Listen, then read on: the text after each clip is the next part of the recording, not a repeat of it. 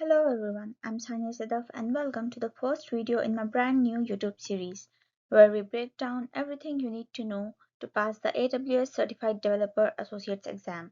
This series is going to be your go-to guide with bite-sized, fast-paced lessons, real-world context and hands-on tips to make sure you not only pass the exam but also understand how to apply AWS in real projects.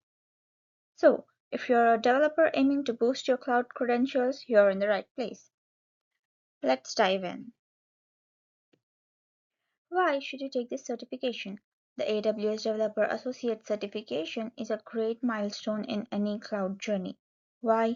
Because AWS is number one cloud provider used by startups, enterprises, and government agencies worldwide.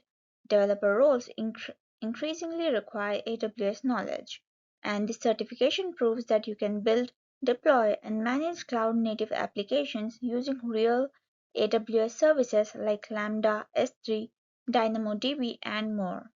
And if you're looking to build web apps, backend systems, serverless APIs, or anything in between, this certification shows you're ready for the job. So, who should take this exam? This exam is not entry level, but you don't need to be a cloud guru either. It's ideal for developers who have at least 1 year of experience with AWS and know how to write code in at least one programming language, and also are comfortable using AWS CLI SDKs and developing and deploying to AWS services. If you've ever written backend code and now want to scale and modernize it on the cloud, this exam is for you. So here's the breakdown of the exam details. You'll face multiple choice and multiple response questions. You'll get 130 minutes to complete it. The passing score is around 720 out of 1000 and the exam costs $150. You can take it either in a testing center or remotely using PSI or Pearson VUE. And yes, it is a closed book exam, no cheat sheets. The exam is divided into five main domains. So here's the domain breakdown. The deployment takes 22% and the security is at 26%, while the development with AWS services has 30% and refactoring has 10%, and the monitoring and troubleshooting has the rest 12%. As you can see, the biggest focus is on development and security, followed by deployment. That's why we'll emphasize those in this video series. So what exactly are they testing you on? So these are the skills measured in the exam. You'll need to use AWS SDKs like Boto3 or JavaScript SDK to make calls to services and deploy code using Elastic Beanstalk, code deploy and containers.